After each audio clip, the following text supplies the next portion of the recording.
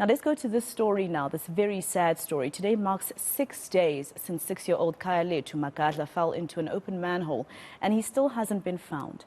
Search and recovery groups have now turned to a robotics team to help find the boy. Our reporter Lindokuhle Xulu is on the story and he joins us now live for an update. Lindo, my question is always the same, in terms of speaking to you and Bule. Anything positive coming out of today's search?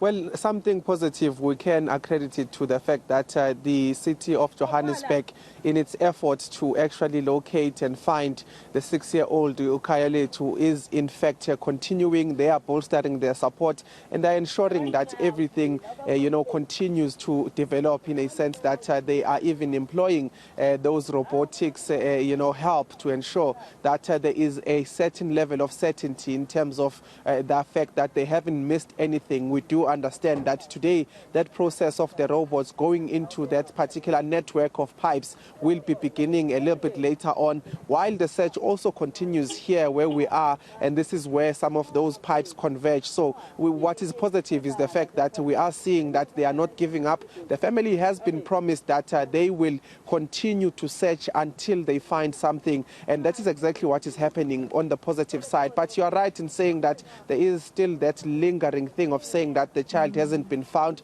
It's 5-6 days since he went missing, so that is something that is of concern. But I can tell you that it's not without the effort of emergency services, of the South African Police Service as well.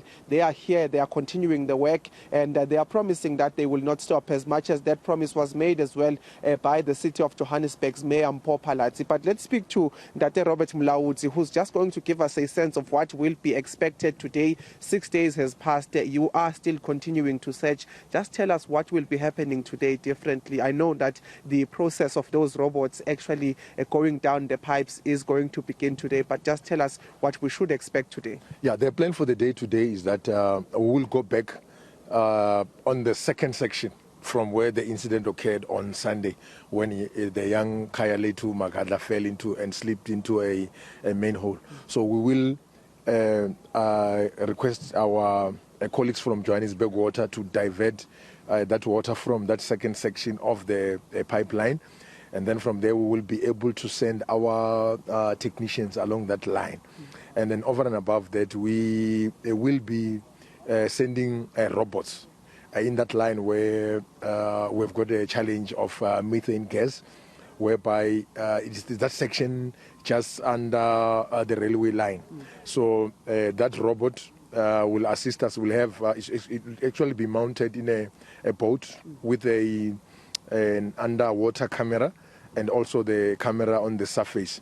That camera will give us a 360 view, which will be useful information for us to say, if it manages to detect the young boy, we can be able to again send the technicians. So of course we'll make sure that our technicians are using external air supply system, since we know that we've got challenges of methane gas in the area.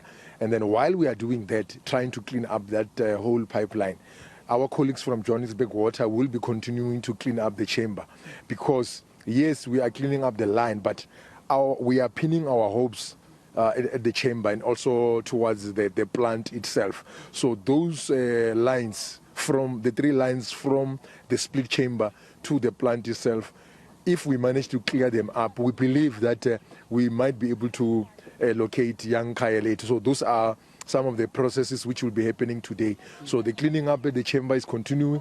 We also got a feedback that our colleagues from Joburg Water managed to get enough flow in those lines which were struggling with 2 days ago. So now we're hoping that this process, by maybe the end of the day today, it will give us hope that we might be able to locate a young Lindokuhle Xulu.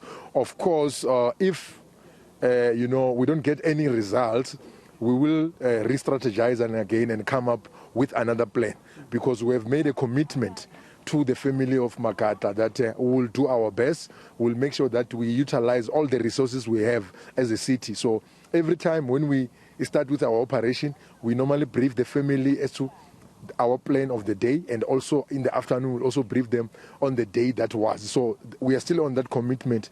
We are not losing hope as yet, because these kind of operations sometimes they take time. Sometimes it can take us 8 days, 10 days or 11 days. It depends on the operation itself, and also the challenges we come across as we do conduct this operation. So for now, we're still hopeful that we will be able to locate young Khaya Lethu and assist the family to find closure. Okay, just in terms of the process that will be happening, putting robots in some of the areas where your technicians cannot go because of some of the risks that are with that. But what the process is all about is to ensure that there's certainty that he is not along the pipeline, and therefore that is when you will continue to search in this particular area. So he can either be in the pipeline or he can be here where some of those pipes converges. So what you are basically doing today is making sure that he is not stuck along the pipeline. Yes, we're just making sure that we, remove any uncertainty along the pipeline.